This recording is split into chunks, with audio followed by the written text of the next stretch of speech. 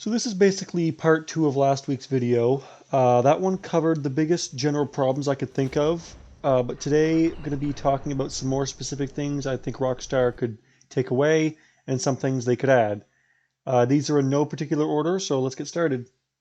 First up, I think they need to fix the time and weather glitch. There are currently two variants of this glitch. The first one deals with the time. Second one deals with time and weather, but I'll just focus on the first for right now. The first one is basically when you leave a mission that has a locked time. So let's just say you leave one of Harriet's legendary animal missions with a lock time of, let's just say midnight.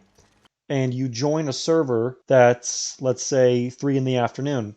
You're going to see that your clock is probably going to start racing backwards to catch up to the time of the server. Kind of self-explanatory why this is, why this shouldn't be in the game. I guess we all know why Rockstar isn't working on these things, because they don't care about the game as much as we do, obviously. The second version is basically a combination of a problem with the weather and a problem with the time. And the worst part about it is you may not even know what's going on.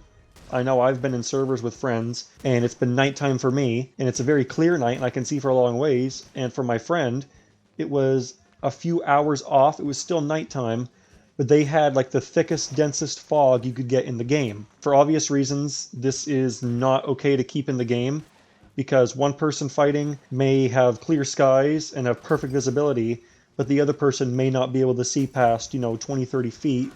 And if they're trying to attack the other person and the other person's using, let's just say, a Carcano, they are quite literally a sitting duck. So I think it's pretty important that Rockstar gets on this immediately. Next up, I think they need to fix the inventory wheel. That is, let us decide what to put in to free up space, and maybe even let us select the order. I've lost track of how many miracle tonics I've wasted in a fight just trying to fill my Deadeye. I mean, literally, why are miracle tonics placed before snake oil in the snake oil section? Just make another section for miracle tonics. I'm not too concerned about the wheel being a bit bigger. And since we can already decide what guns are stored in the wheel, why can't we decide what provisions are stored in the wheel? I mean, yeah, I'm glad they added meat in the wheel, but I don't like flipping through 15 types of canned greens like I'm at a fruit stand. Let me keep my canned food for moonshine and camp recipes, but then again, give me the decision to keep what I want to make things go by quicker. Now let's talk about NPC interaction. So right now all you can do with NPCs is emote, shoot, and loot. Now your Red Dead Online character is mute, but obviously there's ways of robbing someone or communicating with someone without speaking, if you get my point. Probably the biggest thing would be being able to stop witnesses when you commit a crime, and either threaten with a hand signal, like a finger across the neck, or maybe bribe them with some change or valuables in the right scenario. I mean, I know it would be impossible to bribe 16 witnesses in Saint Denis unless you have incredible crowdsourcing skills and level 10 charisma, but I think it's still something to think about. This next one's a small one, but I think they need to add a bit more customization for horses. Like, manes, tails, and mustaches are all really good, and I think they've done a good job so far, but I want to change up stuff like bridles, blinders, and blankets for when you're working in Amberino. Dumb idea, you say? Well, look at this. Yeah, it's called Fashion Sweetheart. Look it up. Now, I think we can all agree horse AI in this game is just flat out stupid. Everyone knows there's nothing better than being chased by 12 legions of lawmen and calling for your noble steed to come to your rescue only to feel it graze your shoulder and kick grass and dirt in your face. I guess if a horse is spooked, it makes sense for it to ignore commands, but a level 4 horse shouldn't run for any more than 2 seconds. Rockstar could add a new horse bravery pamphlet in the next Outlaw Pass, or make it part of a new farmer or horsemanship role, and if it's not intentional, then just fix the glitch. Now, in my opinion, this next one is one of the most hated problems in Red Dead ever since launch, and it's basically what I call cheese ammo. That is incendiary buckshot, explosive arrows, fire arrows, and E-rounds. Now, I think everyone knows packing a little bit of animal fat into a hollow point doesn't make it explode, but hey, it's a video game, and we gotta work with what we're given. But I can handle cheese ammo in a public session. I don't know why lower levels are able to get E-rounds, let's just say in the mail. I don't know if they can construct their own, but I do know when Rockstar gives out free E-round rewards, they can pick it up at their lockbox. But what I basically want to talk about is bringing your cheese ammo into a featured PvP series. I don't know whose idea it was for them to let you bring in E-rounds to a featured series, but this is probably one of the easiest fixes for Rockstar to do. Literally just restrict access to those ammo types, and the problem is completely solved. And if you don't think it's a problem, okay, join a round with a competent team, 4 or 5 guys, and then get destroyed by one dude hiding in a corner with a Lancaster and E-rounds, and he has a revolver and a pistol and a shotgun on him, so he basically never runs out of explosive ammo and incendiary ammo, and then come back and tell me what you think. The next one is melee problems. Now, parrying is its own monster, and I'm not even gonna try to get into lag or bit loss because that would probably take a whole nother video. I'm just talking about basic punching and other commands. I always thought it was a bad move to take away free swings the second I saw my guy just gently pound his fist down when I tried to punch and, when no one was around. The only thing remotely close that you can do is swing your sidearm at a breakable window, which is fun, but it's not enough. There's already a menu to change your walking style, so what's wrong with a menu to change combat stances and movesets? I play on Xbox, so for Xbox, maybe when you aim, when you're unarmed, you can use B for basic jabs, and right bumper for quick attacks that do less damage. Maybe left bumper, if you tap it, could be heavy attacks like an uppercut or something. And on a side note, I think we should be able to decide whether our character throws dynamite and fire bottles underhand or overhand, so that they don't end up blowing their knees out with dynamite. Happens to me all the time. Okay, Rockstar, I think it's about time you fix the water boundaries. I don't even know how this left the planning table. People praise Red Dead for its immersion, and that's mostly true, but there's absolutely no sense in only letting us go out about 10 feet from Thieves' Landing, and I'd be completely fine with an invisible wall a few feet from the other shore, because that would actually make sense.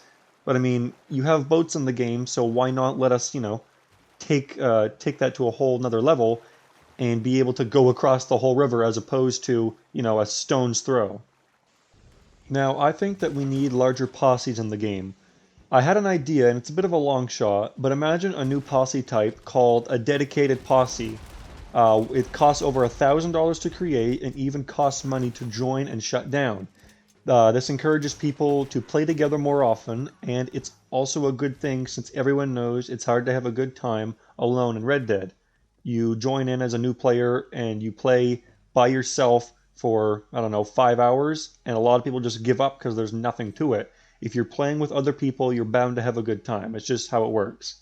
The new posse type could probably hold 10 to 15 people, and maybe even give some new unique outfits and camp styles. Now, obviously, a bigger camp would be needed, and that's not too big of a problem.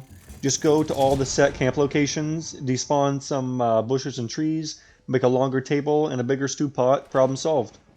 Next up, I think Rockstar should include dedicated next-gen servers for better performance. You don't have to join it because not all people have a next-gen console, and unless you play on PC, you're locked in at 30 FPS.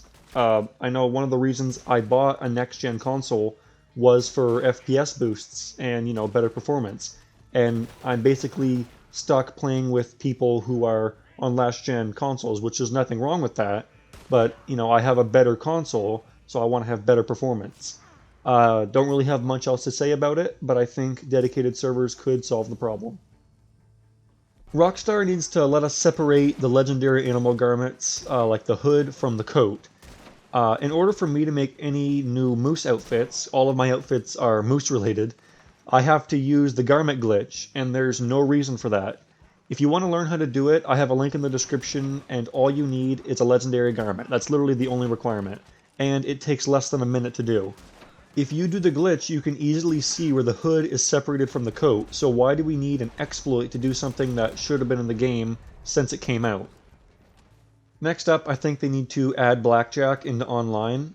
Currently, I only know of the blackjack tables in Blackwater and Rhodes, but all of the scripting and animations for the dealer are there in story mode, so it's a pretty easy fix I think they should add in the next update. Here's one I think we can all agree on. They should work on bad button overlays. One of the most annoying things I see on a regular basis is how constantly I try to bring up my map, holding the start button, only to go to a player bounty menu or a free roam event menu. Another one is when I'm trying to stop my horse and when I'm hunting in Eagle Eye. Every single time I try to stop my horse in tall trees and I'm an Eagle Eye, I end up tracking some western chipmunk and I usually run into a tree accidentally. Kind of goofy. They should, just fix that. I kind of touched on this one in my last video, but they need to let us buy boats and wagons. There's already a vehicle section for the stables, and there's more than enough wagons and boats textured in for us to buy. A few hundred for a canoe, and maybe 1,000 for a steamboat. And they need to add interiors and seats on the boats. Some canoes only let one person sit in it. Some canoes let 3 people sit in them. Not really making sense to me. Also, I think it's about time they let us take out our fishing poles on boats, since that's probably the biggest reason why everyday people would own a boat. Legitimately, you take any boat out to the middle of Flatiron, and you're not going to be able to even interact with your fishing pole. What I don't understand about this is you can do it in story mode. So it's an asset that's already in the game, transfer it to online. My guess is, well, I'm not a game developer, but my guess is they could do it in less than a day. Just do it.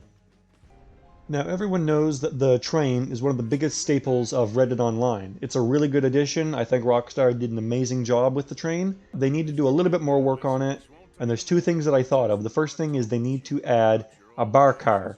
Basically, there's already a bar car in the Billy Midnight mission from story mode.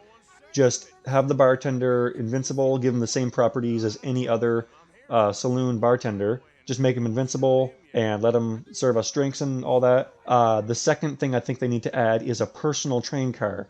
They need to add this the same way they added the Moonshine Shack, where you can have 1,000 people that own the same Moonshine Shack, and they can all go into it at the same time and not have to interact with each other. You just go to the outside of the car, you hold Y to go inside of it, and the interior could be the same as the interior of the Leviticus Cornwall train car from the very first train robbery mission in story mode. Maybe not the exact same. They could change the coloring a little bit. Let us mess with the customizability. I think it would be a very good idea for us to be able to change our clothes, maybe buy ammunition, and change our weapons and all that the same way you could with your weapon lockbox, whatever it is, at your camp. Now, I know it's probably not the easiest thing to add into the game, but I think a lot of other people would greatly appreciate it if they actually showed a little bit more love towards the train, because it's an excellent feature, but, there's always room for improvement in everything, and maybe adding onto the train could freshen things up a bit. Now we've reached the end of the list, and I want to talk about one of the biggest parts of Red Dead, and that's the PvP fighting. Everyone loves having the occasional fight with your friends, but it gets annoying when you see your honors dropped by 2 levels and your hostility makes your dot look like a tomato. An easy fix for this, in my opinion, would just be to add a setting where gamer tags found in your friends list wouldn't get punished maybe at all or the full amount for griefing, since everything was all done for fun and none of it was, any type of griefing. It was just specifically for fun. No one got hurt and no one got grief. Now that's going to be it for this week's video. As you can probably tell if you watched the last one, this one was a lot more detailed, and that's basically because the last one covered some big general stuff I think Rockstar needed to fix. But this one definitely took way more work to make, so I'd love to hear your feedback in the comments and any ideas for future videos. But that's going to be all from me today. Peace!